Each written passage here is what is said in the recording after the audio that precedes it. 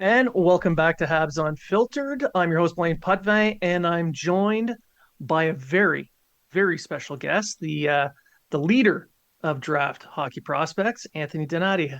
Back to the show. I don't think I need two very very specials, but I really appreciate Well, that. Thank you, thank you.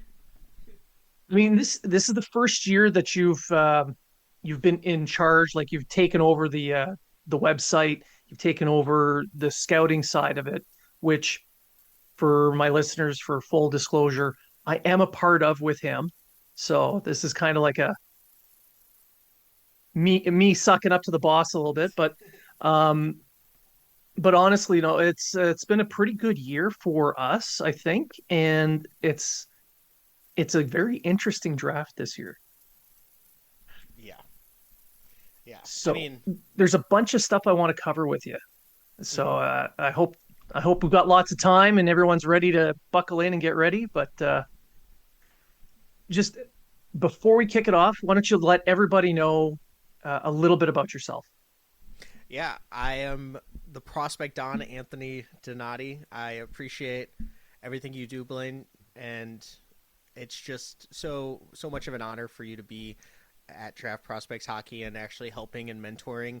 I know that I think I'm like 9 months in as the leader, I guess, which is funny to say that. But in terms of like what we're doing, which is the interactive site that brings people together in terms of the community and the mock draft simulator and all that stuff, I think that it was a must to bring features like that. And now we're already seeing a couple companies um, like our ideas enough to implement them on their own sites, which I think is really interesting for the entire, I guess, scouting sphere. I think that you could go into other sports as well in terms of what we've been doing, but it's awesome that so many people are starting to care about prospects more because I think it's just such an incredible industry in terms of a lot of people are trying to help everybody out. They want to leave it better than they found it in terms of the next crop of people whenever these guys do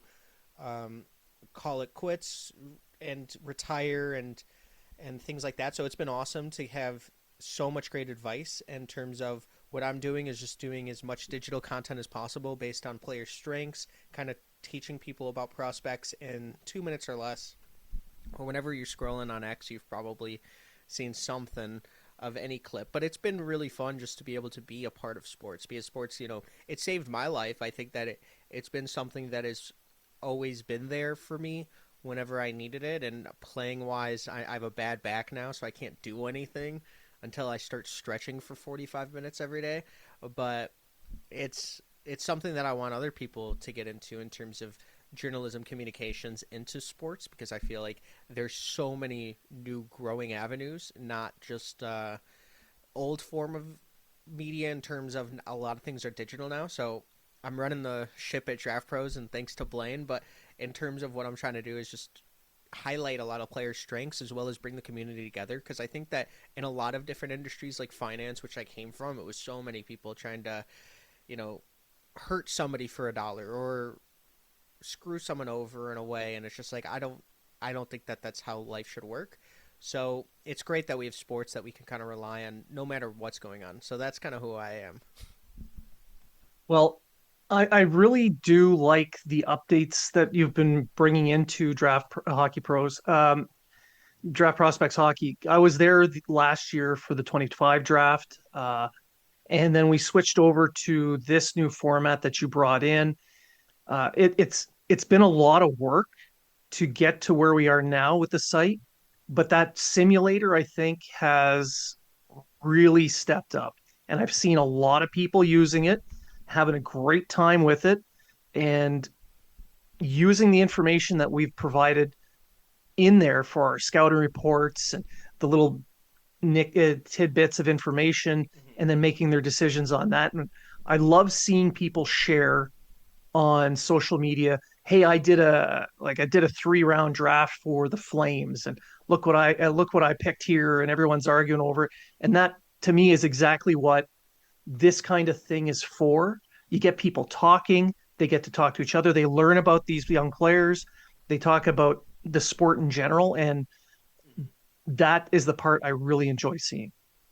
Well, thank you. Honestly, like Draft Prospects Hockey always had a simulator. I tried to contact the person that created one because I didn't really know what I was doing, and they said their computer was fried and you can't do it anymore in terms of the way that he did it. So it kind of gave me the ability to try to learn what I was doing in terms of trying to get this thing going. And now we have the franchise mode, which is awesome because you could sign UFAs, RFAs. It takes your compensatory picks away as well, and you can see the trade model. And a lot of people have been using that too in the 84 and 0 game, 0 and 84. In terms of what's next, it's like the franchise mode. We're going to put in an all draft, so you can actually draft with all NHL players and be like McDavid 1, Celebrini 2 in terms of value, and then kind of sim a 15-year season, or do it with somebody else in terms of multiplayer. So I think there's so many different ways you can kind of gamify information of players and prospects, especially prospect pools. If you could start doing it where it's like, I think Chell was one of those things that really was the inspiration on trying to make online media into something that's fun when you're learning. No cards is also a fun way, like Quizlet and stuff, but I think people really need more of the gamification of it. But I really like where sports are headed. I think that it's really fun to bring the people involved as well as like the communities involved, because before it was just like you had like Tap Sports, which was the OG like iPhone 1 or whatever, like in 2008 or 2009, and then it just continued to progress into like Bleacher Report, ESPN, all these different things. I think that you can kind of bring more interactive tools to sports, and a lot of fans would actually be better off doing that because you're learning more. You get to actually build on your own, and you could kind of see how it is like fantasy. Fantasy sports are huge. Yeah. So I think that it's kind of interesting that way too, as well as having the scouting reports on there and put it like next year when you click a player, you're going to be able to see the scouting reports and things like that. So it pushes our scouts that are doing really hard work too. So that's also something that we're going to continue to update. But it's been fun trying to learn the process. Like it's so fun. So just being able to do it and have people use it has been awesome. Now we're number one on Google for the box draft simulator, which has been awesome. And then once we get ads on there, and then the monetization comes in, I think that the people at Draft Prospects Hockey and that are using it too, like everybody's going to benefit. So that's what I really wanted. I know it was a rebuilding season, but I think it went fantastic in terms of what happened. So really excited. Well, we may as well just dive right into the 2026 draft now, then, and use Yeah. some of that information. So, I want to start it off and talk a little bit about the top tier. We're seeing all these trades going on, and people are actually trading top five picks, which is wild to me. And the second round pick, the second overall pick, apparently is available somehow. But the top tier in this draft, I'd like to talk a little bit about that. And I know that with Toronto holding the first overall pick, there's been talk of generational talent, which is kind of a pet peeve for me. I don't like using that kind of label for these kids. Maybe franchise players, but in my opinion, this top tier, they're top line guys, but I don't see them being franchise altering picks either. Am I I think off base? no. I was asked about Landon Dupont today on Game Notes, which is a great show. Yeah. And they asked me if Landon Dupont was generational. I said, like, I don't like using the term generational because I would say elite. I think a lot of these guys have elite traits, and especially McKenna. He thinks the game at such an elite level, and the high IQ, the vision, the playmaking ability. I think when you're with Austin Matthews, it's going to really help him because he doesn't need to be the franchise player.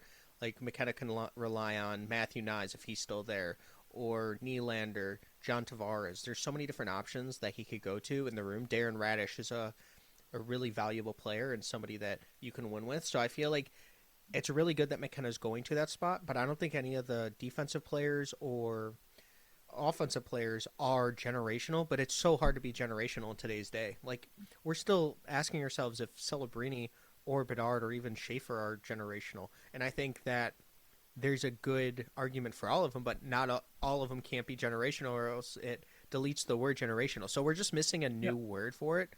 I think elite could also be one too. Franchise is a really good one too. But in terms of what you're getting, I think McKenna might be the only one with the franchise tag on him. But at the same time, he's not going to be their franchise player.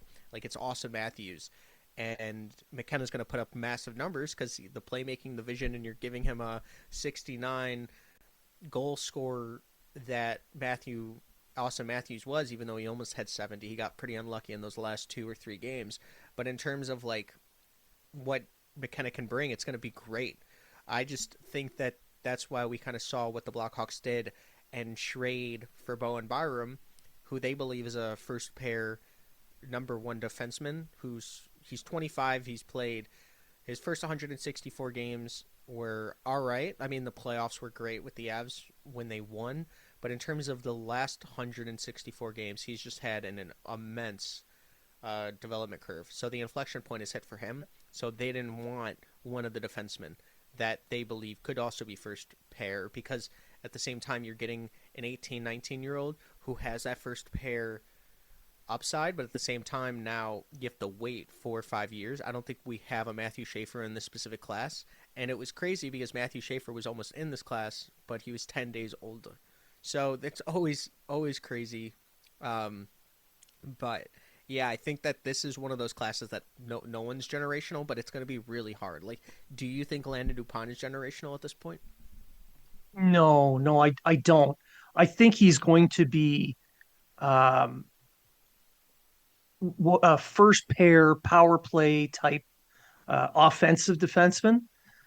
His The defensive side for me at this point at the NHL level is the question mark that I wonder about. But I think he could alter the direction of a franchise if he's with the right team. I don't see him as that surefire. This guy is going to change the fortunes of a team for the next 15 years kind of guy. He's going to be a guy that if he's brought into a team that has some good pieces, he'll be an immense part of a team, one of those finishing pieces that's really going to make a difference towards a championship, but not the guy that they rest everything on for that championship. Yeah, I could see that with Landon Dupont. I think that if he was like on the Canucks, he'd be their franchise in terms of like he's a franchise player, he's a franchise defenseman in my opinion. But it's just like if he was 6'4", if he grows a couple more inches, I think that it would really help him. But the offensive skill set that he has is actually really talented. He looks like a fourth forward out there at times. So it's just what's he going to do this year at Michigan, which I think is a perfect fit for him. So like I could see it. I could see him being the guy on a championship team. It's like it's just really hard to project right now. So when they asked me if he was generational, I don't know, honestly. I don't think we can say yet if he has a generation. I think last year when we had this conversation, it was McKenna was generational. But if he has another season where he puts up 50 points as a defenseman in the NCAA, he could be. I think he could definitely do that. I see him more like Quinn Hughes. When Quinn Hughes was in Vancouver, he was the franchise player. Then you put him onto a team like Minnesota, and while he's playing just as well, he's better insulated and he's not the man anymore. And he's making a bigger difference on a team like that. That's kind of how I see it. Yeah, that's an interesting point. I think that that's also something where whenever we see better players get traded to better teams, their point production does kind of go down sometimes, and it's like interesting. It's like why would he be less of a point producer when he's on with better players? But it's just like the puck on your stick.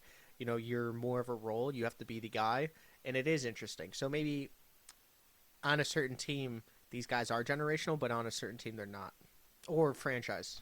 It is interesting. Yeah, it's all about how they're supported, I guess. And we're talking about Vancouver, and they're doing a rebuild, and they're near the top of the draft picks here.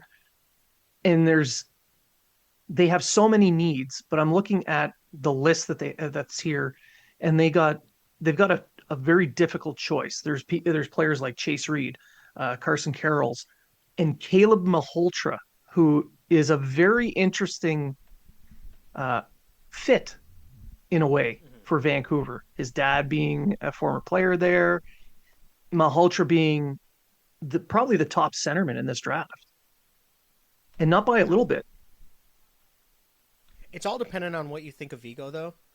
If you think he is that main center, but it's just two different players. I think like Caleb Malholtra is my number one center, but I could see a situation where Caleb Malholtra goes three and Vigo Bjork goes four now to the Sabres.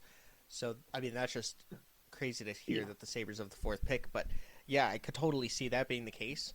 Um, Tynan Lawrence obviously was a top center before in December. In January, he obviously went to BU and it kind of hurt him, but now Malholtra and Tynan Lawrence are going to be playing at BU together next year. So I think that's a very fun and exciting fit too. They're going to push each other in practice, help each other elevate their games in different ways. In terms of what Tynan Lawrence can bring to Malholtra's game, it's defense, the just awareness, the and then Malholtra can help him with his offense. So I think that it's actually really fun too. We're seeing a lot of NCAA players team up like Carrolls and Verhoff too at North Dakota. I think that that's really fun too. But I would lock in Mhm. Caleb Malholtra as the number one guy, especially to Vancouver now that Stenberg is going to the Sharks because they traded William Eklund. So yeah, I think that Malholtra would be three for sure. But I'm not really sure where the Sabres are going to go with four. Yeah, the Sabres at four, that's an interesting turn of events with the Sabres getting that pick.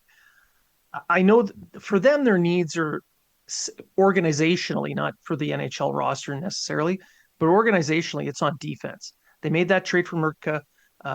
They do still need help on the right side. They're pretty much set on the left. They've got power. They've got Darlene. I mean, they're strong on the left side. It's that right side that they're probably going to work on. So this is a draft that really fits for them. You get not only best player available at the pick, but a need because they can choose between guys like Carrolls or Reed or who knows. I mean, they could go down the board a little bit, but there's plenty to pick there. If they go for another dynamic offensive player, I mean, how many more do they need? They already got 12, Yeah. 13 of those in their system, right? They traded So, Paterka. They traded yeah, Cousins. Like, seems like they're building out from the back end, and they can go Verhoff or Reed at the right side. I think that's actually a really good point. With Bowen Byram, he actually was able to play both sides. So, even though he could play on the left side, which he probably will with the Blackhawks, he was playing. He could play more on the right side with the Sabres, who needed the need. So I feel like in that sort of case, it is interesting when you see some of these guys that are playing both sides of defense. I think Nikita Sherbakov is one of those guys that is left-handed but played a lot on the right side. yeah. You can't kind of coach that. That's kind of something that these guys have learned on their way. I don't think you want to test it in the NHL, but if you can do it, it's very valuable for a team as well. I'm not sure if any of the defensemen in the top four can do it in this draft. I think Nikita Sherbakov is the only one I'm thinking of that can play both right now. But at the same time, like it's a very interesting draft for need for the Sabres because they could also, I mean, they have Benson, but they just got rid of Tuck. Yeah, they're wheeling and dealing a little bit. That's an interesting team. I honestly have no idea where they would go. They still have so many good players. I was just thinking of all the players that they're losing, and then thinking of like they're they really lost a lot of talent and still accumulated so much stuff. Like the Cousins trade, they got so much for the Byram trade, but still they had to get rid of him, who could be a top pair defenseman.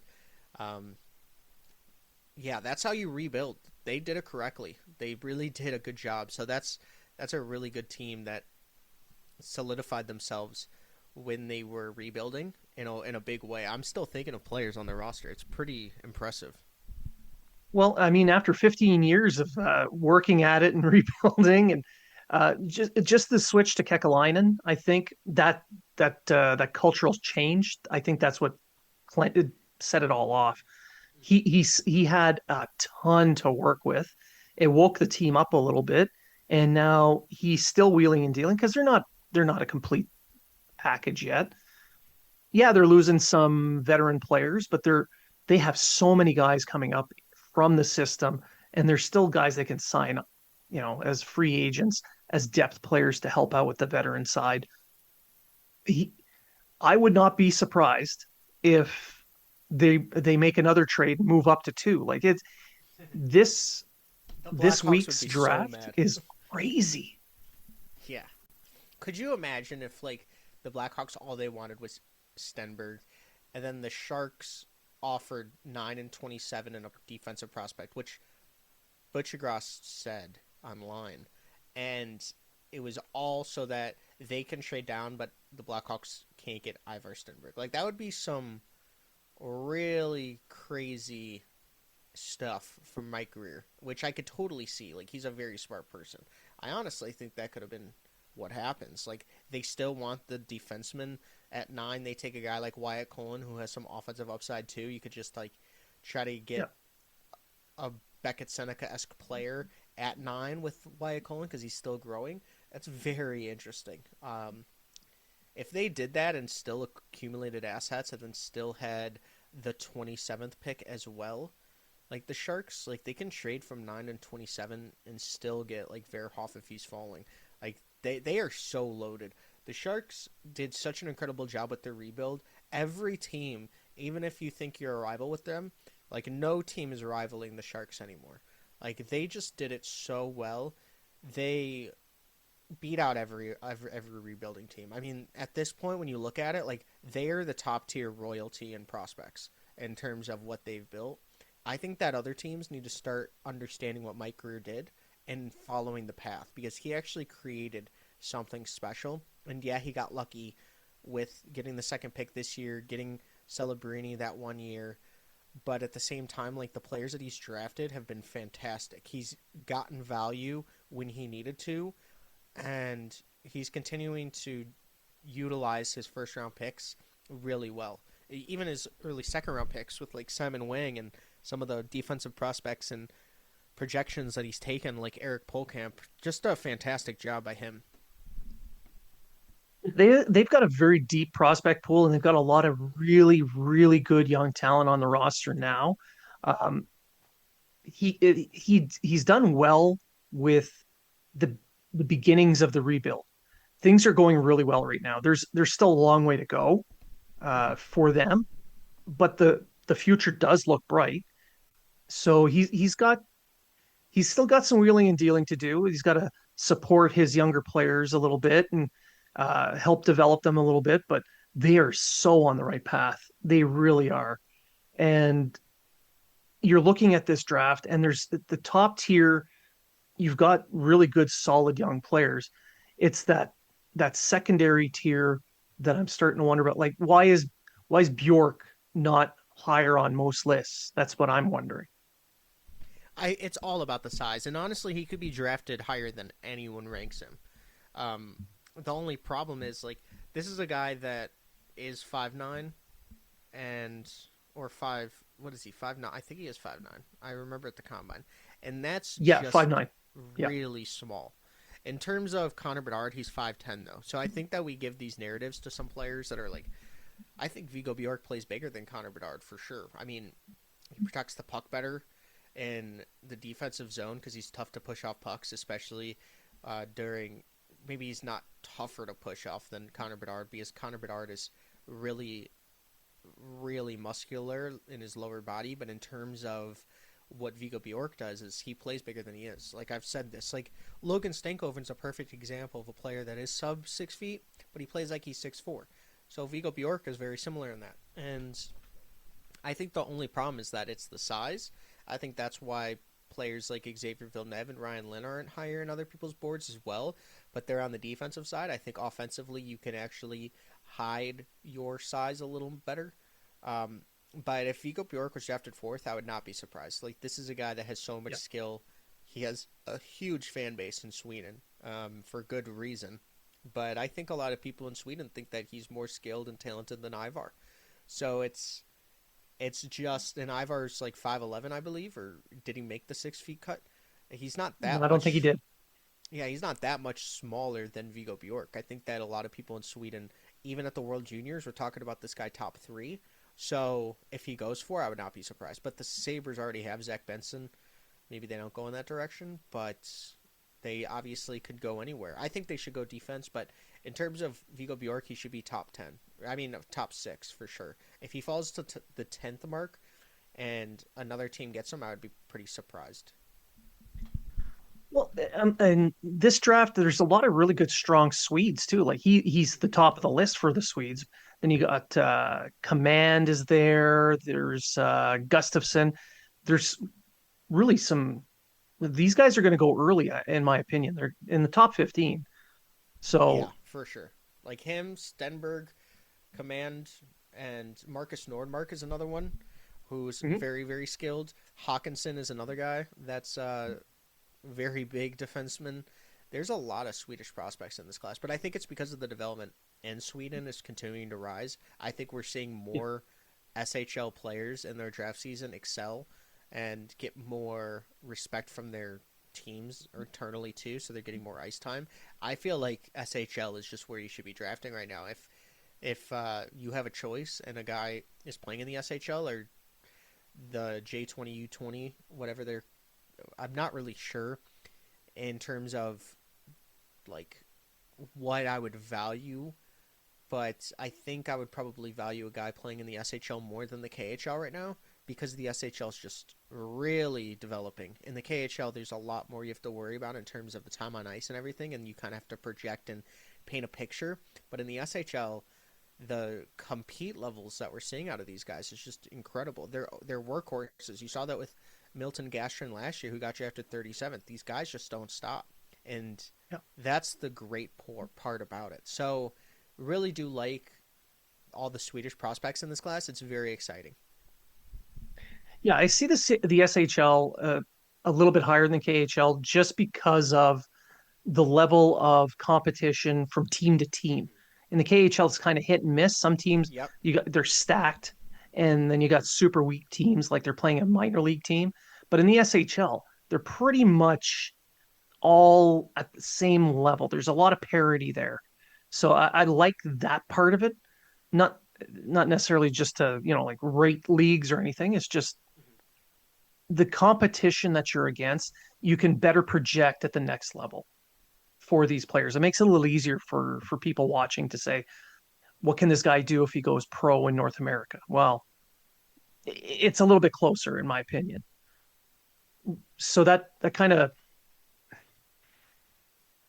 is there any sleepers in the top say 15 to 20 that people aren't really talking about but you're expecting to see? Yeah, I think Nikita Klepov is somebody that has been kind of under the radar. 97 points leading the OHL in points this year. He's had his inflection point. He actually grew up playing defense. I think that he's really skilled. JP Horwitz, another one where he had point 0.8 hits per game, but he's very offensive and his motor never quits. Alexander Command is the same way. Like that guy's motor is just off the charts. Shane Malloy was loving talking about him at the combine. I feel like there's a lot of people that are undervaluing even I'm not as high on Malte Gustafsson, but I can totally see the appeal. 6'4", left-handed defenseman that can actually skate well and move the puck. Like get him on your second pair and shut it down for years. I think that that's very valuable in any draft. I don't see him being a top 10 player because of the offensive upside, but I think that that's one player that is going a little under the radar. But I'm also underrating him, so I'm kind of part of the problem in terms of some of the other guys like Villeneuve should be higher. Ryan Lynn should be higher, but you know why they're lower.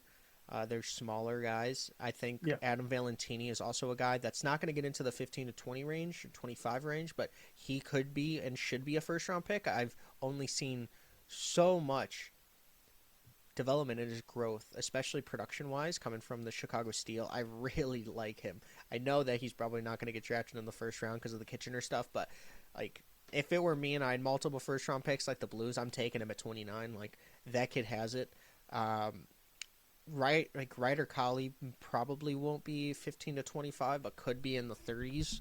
And he's a guy that obviously I always like this, you know, came from Switzerland or born in Switzerland, moved to the Cayman Islands, and then moved to Ontario at 7 playing roller hockey. So pretty cool story there. I think that he could be a real steal. I was talking to Brock Otten, and he loved this guy too. Just the way that you have the size, you have the compete level, you have so much inexperience that it's exciting in the upside. Um, I also think Keaton Verhoff is actually going undervalued, which it's very hard to be. But this guy grew up playing goalie till he was 11. He is somebody that can block shots and anticipate a shooter when they're loading up in any sort of way, even if it's like a quick wrister or obviously a slap shot. It's easier to read. But in terms of like, this is a guy that doesn't get overwhelmed on the defensive side when it's 5-on-5 set. I think that there is a little trouble transition wise, as well as when there's players that are pressuring him to the puck. Um, Mhm. but at the same time, he was the youngest defenseman in the NCAA. That's going to happen, and getting Carson Carls next year on your pair is going to be really exciting. So those are some guys, and same with like, I want to say it again, but Ryan Lynn going to Denver and Daxton Rudolph going to Denver, that's really good. Like playing with David Carl, that is really good for them. You saw what they did with Eric Polkamp. Like, wow, like that's a great fit. We're seeing some of the top guys now go locked in on some of these coaches. If it's Penn State or not really Penn State this year in the recruiting class, but obviously last year when they got McKenna and Jackson Smith. But in terms of like David Carl, Brandon from Michigan, and you have a lot like Michigan State that like those are three teams that are just piling it on with talent and talent and talent. North Dakota as well. So very cool to see these Yeah. teams grow, and I think it's actually going to make it easier for us as evaluators to only have to watch NCAA like these games because a lot of prospecting is all over the place, and I think that once you get a league that has a ton of these prospects playing in one league, it's going to be easier at least to scout. But very exciting. I don't know where I'm going with this, but that's all I have. Um, well, I look at like obviously I scouted the queue for the website, but I looked at other leagues and one player I see kind of lower on lists than I think he should be is Morozov, Ilya Morozov. He plays in University of Miami. Um, In Ohio. I think exactly. I think he's just a little bit underappreciated because he's not putting up big offensive numbers. But this guy, the way he plays, it, it's it it looks a little bit like Sorelli. He's really strong defensively, but he's a bigger body. He's a little bit more physical. He's a bit of a hammer at times. Like he can just nail guys to the boards. So I'm surprised he's not higher on some lists, but I have a feeling NHL GMs, especially someone like say St. Louis who has 4 picks, may pick him a little bit higher than people expect. I could totally see him going 15 or 16 for the Blues. The thing about Morozov is he was the youngest player in the NCAA until Oscar Hemming took his spot after going to Yeah. BC. And Ilya Morozov actually was very productive in his first couple games. Same with Oscar Hemming. He had 6 points in 8 games, Oscar Hemming. But these are guys that all hurt themselves with their draft stock because they were all in the exact same draft. You have Maddox Dagenet, who is a great highlight package of him just reverse hitting everybody. Yeah. He's bigger. You have Love that Oliver kid. Savanto, who's 6'3", center, who can do a lot and played well in Liga and played well at the World Juniors. So you have, Morozov and Oscar Hemming all in the exact same range. It's so hard to choose. I have no idea who's going to go first out of those four. And then you have Wyatt Colin rising upwards, who could also be 6'3" after he's done growing because his growth plates are still alive. So I think all three or all 4 or 5 of those guys are very valuable. It's just that they're all in the exact same range. So it's like they hurt themselves by being in this draft, which I keep getting asked how deep this draft is, and I'm not honestly sure in terms of the 2020s because we've had really good drafts in the 2020s just recently with all the talent coming in.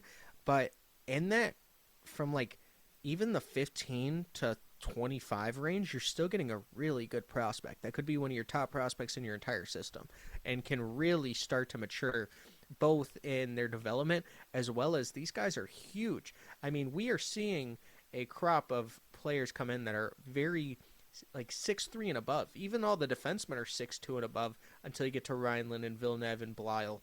So it's just like there's going to be some steals in the second round. There's going to be guys that we think are going in the first round that are locks that are going to be in the second round. I mean, we haven't even talked about the Rucks, who I'm a little lower on Marcus, but in terms of, I do think they're both going to go in the first round. So uh, I think Marcus should probably be a first rounder in the draft, but I would actually have him as a second rounder. Um, but in terms of where I think he's going to get picked, I think it's going to be a team that has multiple firsts or an early second to pick up both of them. Like I've continued to hear, like you said, Blues. I think the Blues could take both of them if they wanted Marcus at 16 and or Liam at 16 and Marcus at 29. But at the same time, there's a lot of really really good stuff with Morozov. So I really like that you brought him up because he plays such a winning intense game. So I All right, so we had a little bit of a hiccup there with technical difficulties. It's my fault. We were talking about Morozov and a little bit about the wild cards and sleepers, that kind of thing. This is mostly at the top of the class. What I'm starting to wonder, I'd like to cover a little bit about is stuff later on, like middle of the pack, guys that are slated to go much later, but could be steals at the top at the back end of the second round. Is there yeah, I anyone there think for you? oh for sure. There's a lot of different guys like Maxim Sokolovsky, 6'8" left-handed defenseman that eliminated Brady Martin at times when the Sioux played London. I think that there's guys like Rudy Bruce Collins, Muskegon Lumberjack, 6'4" center, who really showed a lot of promise this year, especially in the second half with his hockey IQ. Vladimir Dravecki is also one of the guys. He played 3 games in the SHL, but he's a Brantford Bulldog, a right-handed defenseman that has a lot of skill defensively. I think that that's a really fun player. In terms of other guys like Mathis Preston, I think could easily be a first round pick, but if he falls to the second round, he's a lot of skill. I would be very shocked if he was a second rounder, but I've been shocked with all the trades that have been happening recently. So, what is one more shocker in terms of Brooks Rogowski, Ryan Rubrick? Both of those guys are massive. They could fill some really big needs, kind of like a Dean Letourneau, Mason West type of upside play. I think Ryan Rubrick is probably going to fall past the first round now, but still an exciting guy. Marcus Nordmark, one of the most skilled players in the class. I think he's top 15 skill for sure, but there's some motor concerns, which I actually don't think there should be based on talking to him and stuff. But in terms of other guys, I would say Nikita Sherbakov is one I like. Ryder Colley. Jackson Cover is a fun one. Roller hockey. Played ice hockey for 4 years now, which isn't a lot of time, but Tommy Blyle, I think, is a great option there too. Right-handed defenseman Yeah. out of the queue. I know you've seen him a lot, but in terms of just how exceptional of a skater he is and how efficient he is, and he looks like he's like I don't know a good way to put it, but he just like looks like he's walking on water out there. It's very interesting. I know it's ice, so it's frozen, but it's very interesting. He's so majestic. Those are some guys. I could go on a list, Yeah, but yeah. He's very smooth. His stride, his mechanics are very smooth. It's almost effortless for him. That I think that's really the source of his uh his skill set is just how good of a skater he is. Makes the game a lot simpler for him. It comes a lot easier yeah, for that's a him. great point. Um, and I think the Q this year, there's been a lot of talk over the last few years that the Q's been on the downward slide with player development. But this year, I see the Q providing possibly three, maybe even four if things fall the right way. First rounders. Um, things have to go perfect for the league to get that many, but no less than two. And the second round should have three or four peppered in there. I would not be surprised to see 15 to 20 Q League players being picked in this draft. And one that I think is being a little bit um, underappreciated and is probably going to slide to the back end of the second round, early third, is someone like Lars Steiner. I think he's got that dog in him. He can generate offense. He was a little homesick and he wanted to go back to Europe, so off he went. But that's somebody I think is going to get picked earlier than some people think. And there's one other, and I have to say it for honesty's sake. I live in Halifax. I see this player a lot. Kubliakin. This kid just he showed up. He wasn't even on the Central Scouting's list at the start of the season. But my God, from the breadline into the opposing net, I have never seen anyone go after a puck quite like him and to play off puck the way he does. Offensively, this kid is really impressive. He's got defensive issues, and I think they have him.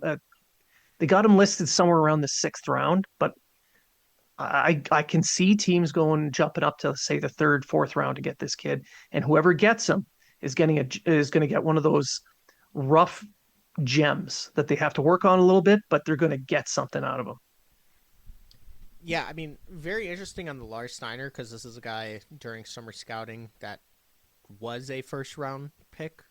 A lot of Yeah, people had him in that range, even like Colin Fitzgerald and who was it? Beckham Edwards was also one of those guys too, and they just didn't have the seasons.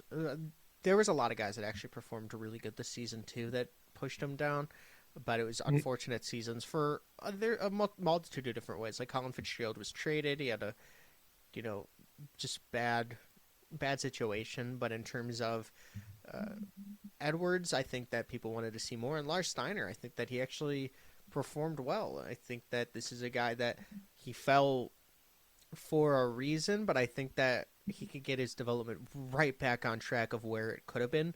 Like development is such an interesting thing because you can hit that point of no return, and in terms of man, I found my game. Now this is when I just boom, and you don't know when it's going to happen. Sometimes during a player's draft year, there's so much going on that they do dip a little bit in the rankings, but that doesn't mean they're going to be a player that doesn't have the same shot as before of making it to the NHL. So definitely really interesting. A guy I like is like kind of like that is Mikey Burchild. We're top five pick coming into the class in 2 years ago, like in way back in summer scouting 2 years ago, and now we're talking about him maybe not even making it to the second round. So it's just like sometimes chance on a guy that had the talent that it might not have just been the best seasons for him. And I think Beckham Edwards also has that. So really interesting. I wanted actually your opinion on like I know that the Q has been talked about kind of in a downward turn, but in terms of like the Mem Cup success, they've actually had a lot of Mem Cup success. So why do you think it's kind of like the KHL where there's some Q teams that just aren't as competitive and you could put up numbers, or do you think that the Q will find its footing again, or just the media wise around it will increase? I think that most of the talk is it's media based and it's Quebec based. Their issue is not necessarily about the league itself. It's about the francophone players out of Quebec not being the star levels that they had been in the past, and that's what they're worried about. But if you look at the league across the, you know, it includes the Maritimes now as well. So you've got European imports, you've got a lot of maritime based players. But I do think there's something to the fact that there's there's two tiers to the league. You have you have your haves and your have-nots. And the have-nots, that's about half the league, and they're just offloading everything they can so that they become the haves in about 2 years' time. It's like half the league takes a turn every couple of years. And it's just the way it looks like it's been working in the queue for a while now. And that does affect things. That will affect how players are looked at, how they're scouted, how they progress, how they develop. There is an impact. There's a way to go to fix it, but I think the league itself has some great teams and some great players, and some of the issues are overblown. But there are issues and they do have to address them if they really do want to improve and get players at the top of the draft list again. When you were saying like, I completely agree with you. I think that it also is a trickle down effect into other leagues as well in terms of like the WHL is a little watered down, Liga is a little watered down too. The DEL is on the rise a little bit. That's why Smeets went there. But like SHL and KHL, they're still top tier pro leagues. But in terms of like some of the junior leagues, like you're seeing like the USHL kind of fighting for more, even though they just expanded to the West. So that's really great for them. I think that that's going to continue to help them because there's a lot of good hockey over there. They are going to compete heavily with the Western Hockey League too, but at the same time, they don't need to. It could just be, I think, hockey development in general needs to be closer in terms of let's help each other. Everybody, I don't think it is like that. I also think that they're the USHL and some of these, even the NCAA best teams or a best tournament of all non-pro leagues. I think that would be really fun if they did like kind of like soccer right now, like even the FIFA World Cup. I know it's Like a just bringing Champions people League. together. Yeah, I think that would be really fun if there was Yeah. like a amateur Champions League where these guys aren't professional. In terms of like you were saying haves and haves nots, I think you need to do like a free agents show called Habs or Habs Not. I think that was the only thing that like I was like that's good. In my head it like made sense, but it's very interesting to think about some of where I know that there's going to be two expansion teams, and I've continued to say this, but as there's two more expansion teams, that means that there's so many more players in AHL teams, NHL teams, even other junior leagues that these two teams bring, as well as more hirings, more media, more draft prospects that are actually going to play 200 plus games because there's more opportunity. So it's really fun and exciting to think about the development that's going to be happening with the trickle down effect of all the money going into the NHL and hockey. But at the same time, there is going to be a need to monitor leagues based on how we start looking at scouting because the NCAA is going to take a lot of players and some of those players might have the best draft years, but we have to find a way to put in like a statistical value of how hard it is to play in the new NCAA than the post NCAA or the post NCAA before the pre NIL. So I think it's so interesting as somebody that has to evaluate players. Like our jobs are getting harder, but they're also getting easier because you can watch players battle it out in the NCAA and kind of get to see one viewing of like five NHL drafted kids, like 15 if you're watching a Michigan game, or Michigan State versus Michigan is going to be like 40 players. They're going to be like playing the Canucks this year. So it's like very interesting where everything's going. Yeah, and not to mention the fact that changes in the CBA, and it's not just the new teams that are going to be coming in, like Houston slash Austin and Atlanta, which is Yep, the two teams that are, let's be honest, those they're that's where they're coming. going. Yeah, Um, in about 3 years is my guess, but it's not just that; it's the changes to CBA where now instead of having 4 years NCAA, 2 years CHL prospect ownership when you're drafted, it's 4 years across the board. I'm wondering how that's going to affect how teams pick. Are they're going to be more likely to pick CHL players now and not quite as jump the gun to get these NCAA guys because the time they own their rights is the same amount now.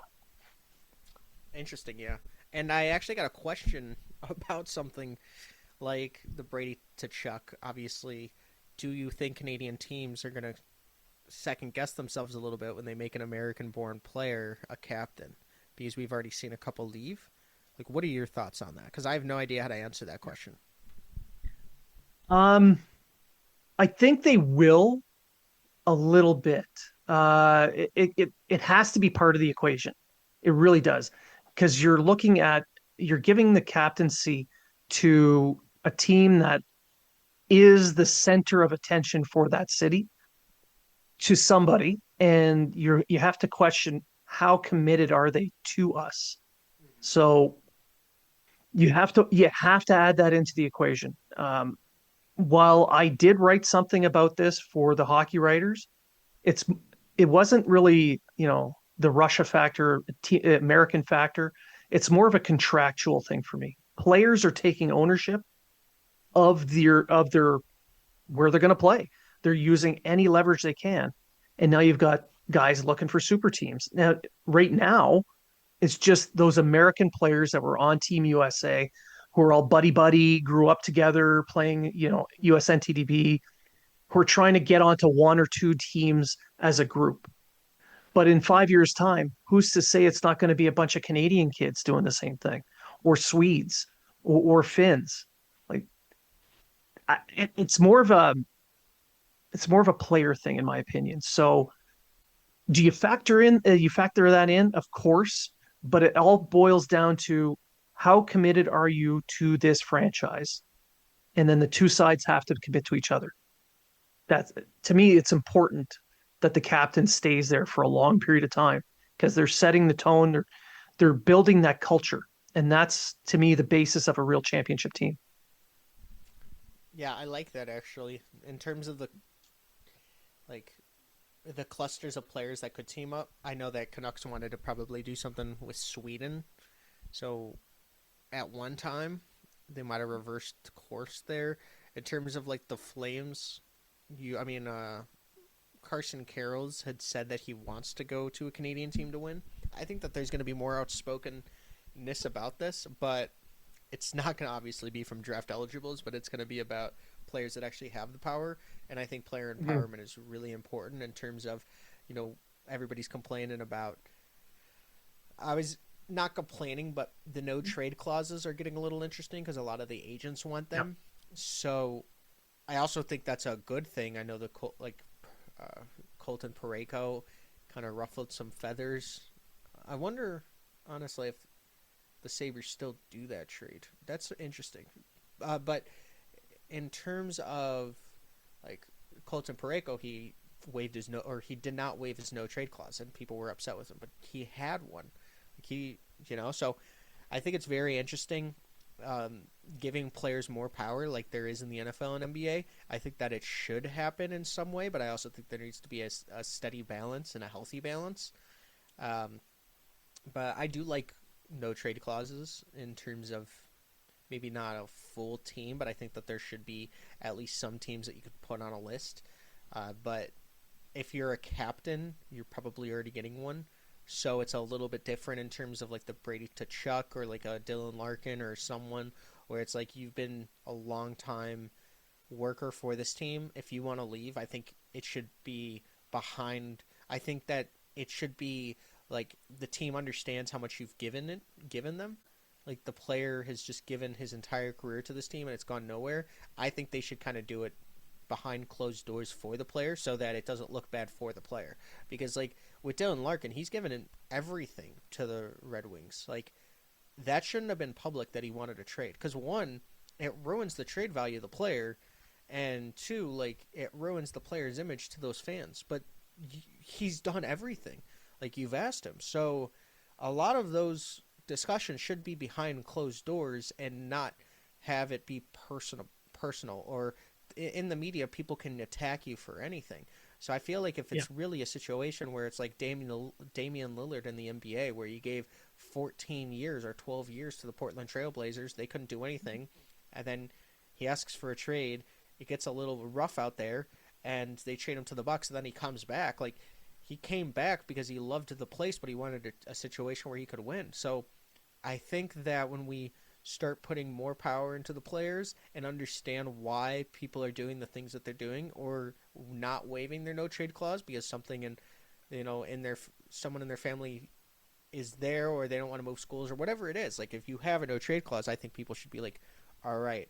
But it's very interesting. That's the cool thing about sports and hockey. Like you could talk about random things that just all make sense and all kind of are connected. So that yeah. All bleeds together like it's organic in the way that things are ebb and flow, and then it kind of bleeds down from the NHL down to the prospect level because it affects how teams pick, it affects how teams build, it affects who the teams uh, look for, or add, or do you go for pure skill? Do you go for a character? Do you find some mix of the two? Like there's a bunch of different things that play into it. And it's all based on what happened at the NHL level. Like you can't tell me that Steve Stais is not going to approach player selection at every level, including the draft, the same way he has until up to now because of what happened. Things are going to change a little bit. He's going to approach it differently. Steve's a Oh, sure. smart guy, and he does adjust well. He learns, and he comes back better. So this he got burned a bit on this one. I think the team was a little bit blindsided, in my opinion, by what the player wanted to A little do, bit. Yeah. and somehow it got out into public. I don't think either side really. It's somebody that is peripheral to this situation that let it slide.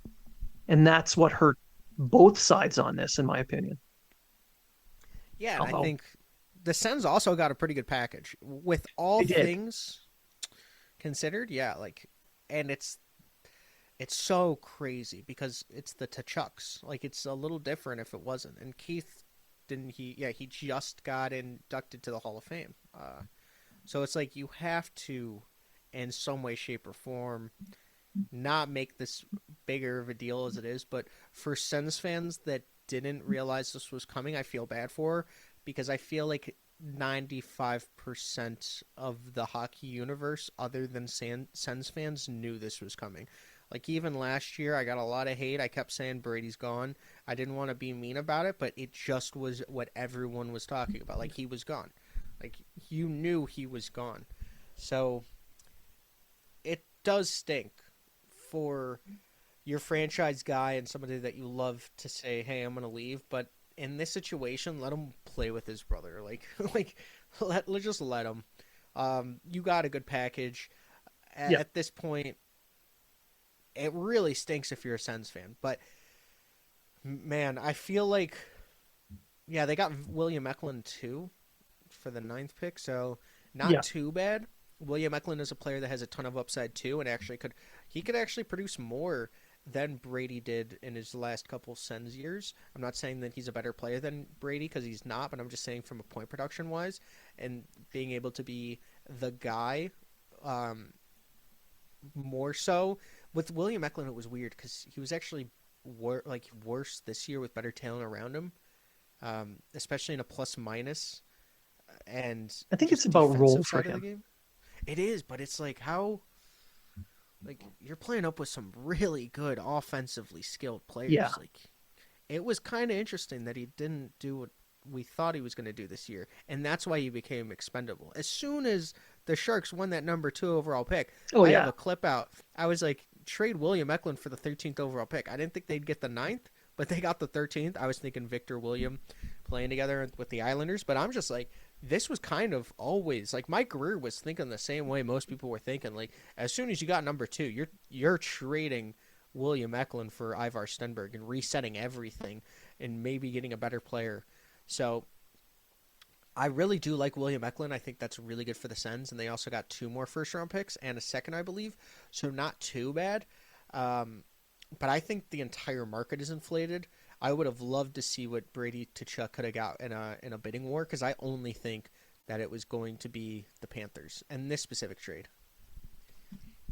Yeah. The bidding war is the thing. They could have probably gotten more NHL ready Yeah. assets as opposed to just futures, which is also kind of why I think Larkin hasn't been traded yet because that's all Detroit's been getting offered, I think, at this point. They're not getting what they need, and that's NHL players in return. So probably by the end of this weekend, we might see some movement there, but it's I think it's that's causing uh, GMs right now are also when they're faced with these demands are also waiting for the right return or is one that they can live with. And right now, I don't think they're getting it. Um, Hmm. and one team that this is a Habs based podcast, so I'm going to switch it to the Canadians because the Atlantic is in an arms race. Everybody on social media is jumping on Kent Hughes for not making a move yet. They have the 28th pick. It's clearly on the board, ready for a trade of something. If they don't get what they're looking for and they keep that pick, what kind of value are they going to get out of that? What kind of player do you think they can land? Well, I think Habs fans need to realize like they have such a good shot at creating a Eastern Conference powerhouse in terms of teams might have to start going through the Habs. But then you add Brady to Chuck to the Panthers, and then they could also be in on Connor Hellebuck. I have no idea where the Panthers are getting all these assets. It doesn't make any sense to me. Where are they getting But the in money? terms of, yeah, I don't know. Like, I don't even know. Like, they have like the Vegas Golden Knights type of. I've been doing the franchise mode, so I've been trying to like Yeah. input a lot of the signing bonuses and stuff. The Golden Knights were signing everyone to signing bonuses, and it lowers the cap hit in a little bit of a way, but it's just like 16.5 million for Mitch Marner and his signing bonus. It's like, dang, what are we doing? Like, why is no one else doing this? So it's just like it's really easy to actually manipulate the salary cap. I think every GM and everyone in the front office should be able to actually break down everything in terms of the like go onto the franchise mode. Not mine. I'm just saying like you should be able to Yeah. do everything in the salary cap. Like you can manipulate it in so many different ways. I know that the CBA is changing, but you guys should have already been doing this. Like it's not hard. Like I obviously came from the finance sector and stocks and numbers are the reason I actually get to do this, but it's just like it's so much easier to actually be able to do this. Like in terms of the salary bonuses and LTIR and the things that were allowed, like that's why the Golden Knights had such a great success. It's very interesting. But in terms of like the Habs are in a really good spot. You know, they have a good pick. They could probably trade down right now for the Blackhawks 34th and 37th overall picks because they always love to trade their seconds. I don't necessarily think that would be a good trade for the Blackhawks, but you know, I'm not questioning anything they're doing at this point.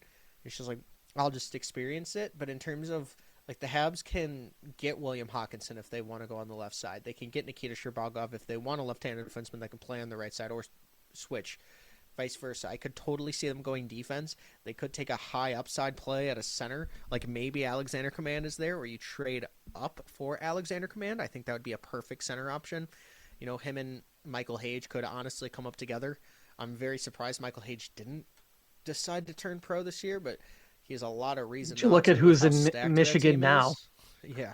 I mean, he's going to be playing on autopilot next year. Um, Yeah. you could just skate to 50 points.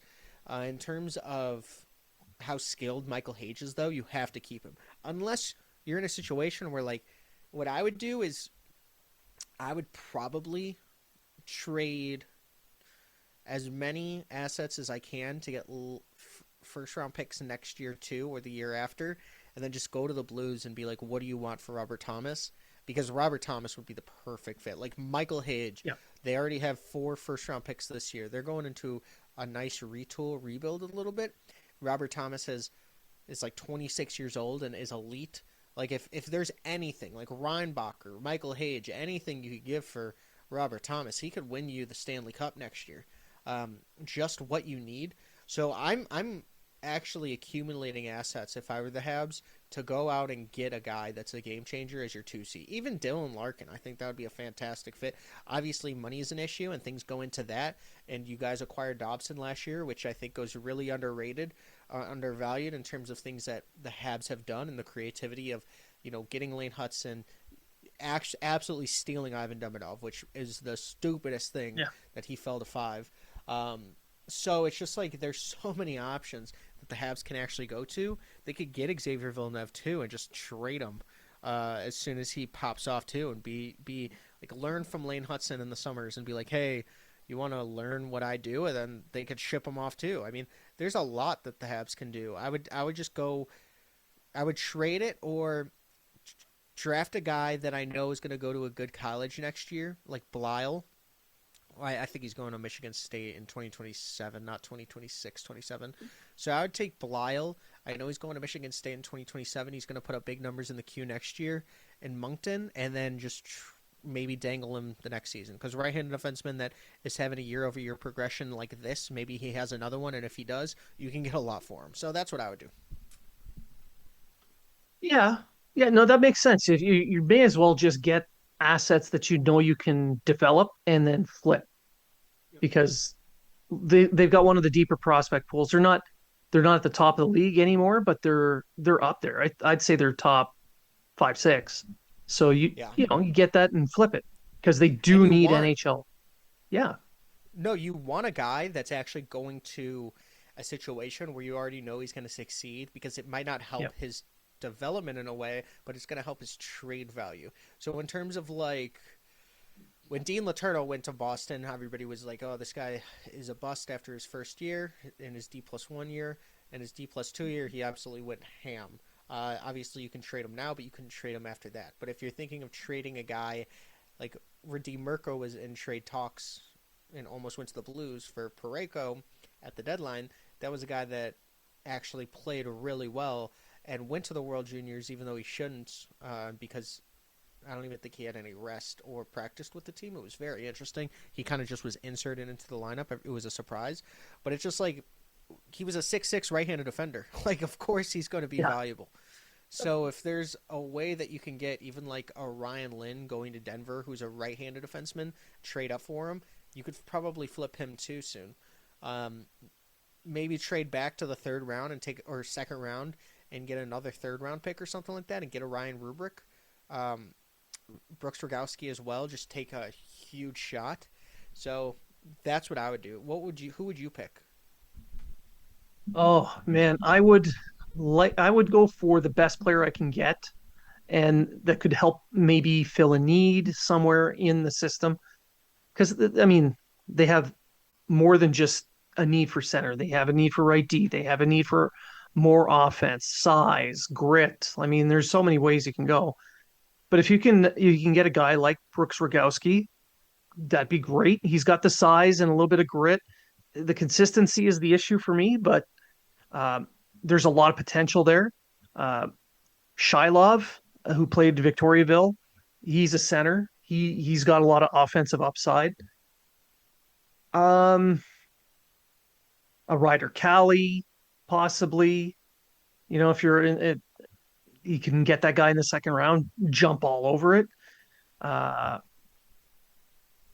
but yeah, they really do need to.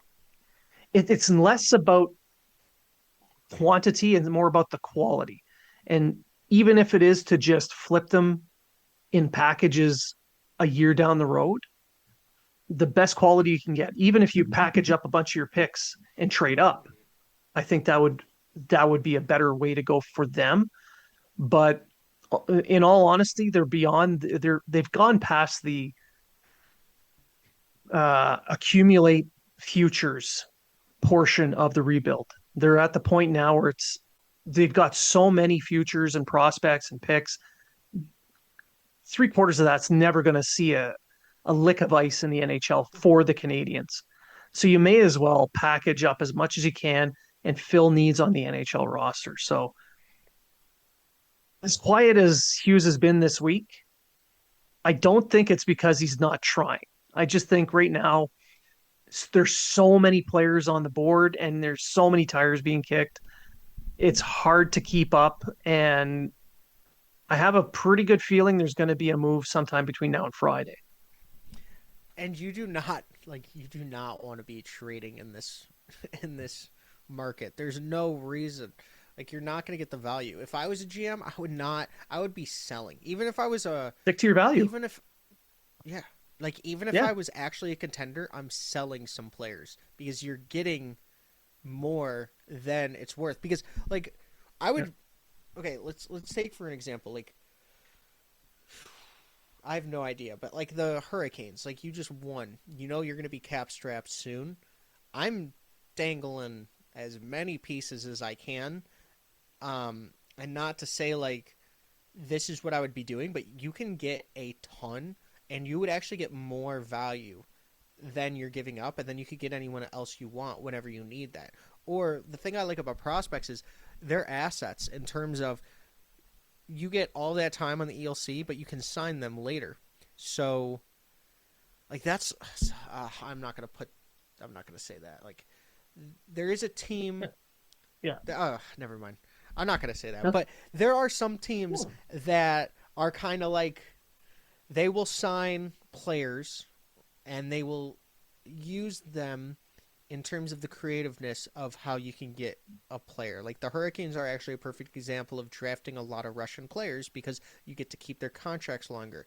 There is a way where you can facilitate a little bit of a loophole in certain areas where you actually are saving money in some areas, but are getting the same type of asset quality in terms of there's probably always a 20 or 25% chance of any player playing in the NHL in a draft or something like that, playing 200 plus games. I'm not sure what that stat is, but there is one that's like how many players in a specific draft play 200 plus games. So if you understand that and you trade a player or a pick before the pick is announced or before the player is played, their value might be higher than what it actually is. So what I would do is you understand that you have a really great seller's market. If there are pieces that you can throw out that might actually help you in the long term to gain those assets so that when there's a buyer's market, that's when you start to do it. Like that just makes sense to me. I know a lot of teams are panicking because of the expansion teams right now that are coming in and it's just going to allow more teams. Like there are some teams that are buying right now that should not ever be buying. Like especially in a buyer's market. I don't care what you think is going on or in your head. Like that is not the time. There are probably four super teams in the NHL right now, and some teams are not one of those. Like if you are not a super team, you have to develop a super team, and in some cases, you might never be able to do that. It's just the way the NHL is ran right now. So it's really, really intense. Like the Habs can be a super team. Like let's be honest, they can be one of those super teams. They have everything. It's just the development of these guys is Yeah. slower because like they're so young. The prospects are so young. Like we have never even seen the best of Slavkovsky yet, and he was drafted in 2022. It's just like these guys take a long time. We're just seeing Bowen Byram actually start to look like Bowen Byram, and he was drafted in 2019. How crazy is that? Like honestly, people say like me evaluating prospects is so hard. Like no one even knows if you're wrong because it takes 7-8 years. Like I think people need to be harder on the prospect guys and actually like be like, hey, you were wrong about this, and then the statement is it was 8 years ago. Like it's just funny. Like I think that's kind of the funniest part. In the NFL, if you have a take on a guy and say like Johnny Manziel will be the best quarterback of all time, and then he's out of the league in 2 years. Like that's 2 years removed. People remember that, but I don't think people are going to remember like 8 years later. I think that I think it's kind of a Yeah. loophole in that part too. Yeah, that's the thing. You got to wait at minimum 5 years. It sometimes it takes a little bit longer. It's very rare you get those players that can just step right into the NHL and be impact players right away. That's why these tags, franchise player, generational talent. That's why I'm not a fan of getting those thrown around so easily. So we're pretty much near the end of the time, and we got like maybe a minute, minute and a half. I wanted to give it to you one last time. Um, give us a bold prediction, any bold prediction about the draft that you want to give me, and then let everybody know where they can find you. Well, honestly, don't even find me. Just find Blaine and like and subscribe to this podcast. You do awesome work. But the hot take I'm going to say is the the Hurricanes are going to trade with the Blackhawks, so the Blackhawks are going to get their first round pick, and the Hurricanes will get two second round picks. Like that's going to happen. I Okay. know that's happened the last like three drafts with the exact same scenario. I have no idea why, but it's going to happen. And I also think that the Blues will make a move with their four first round picks. Like you have to do that. Like I remember when Boston. Remember Boston when they had three first round picks. I know we're gonna end time, but they had three first round picks, and then like they did not get anything. So I think you have to get some sort of talent, especially a younger player. But thank you, Blaine. I love your show. Thank you so much, and I appreciate it. I talked for like an hour and 40 minutes. So sorry. Yeah, so we got a few seconds left. I just want to thank everyone for tuning in and listening. And remember, if you're talking about it, so are we.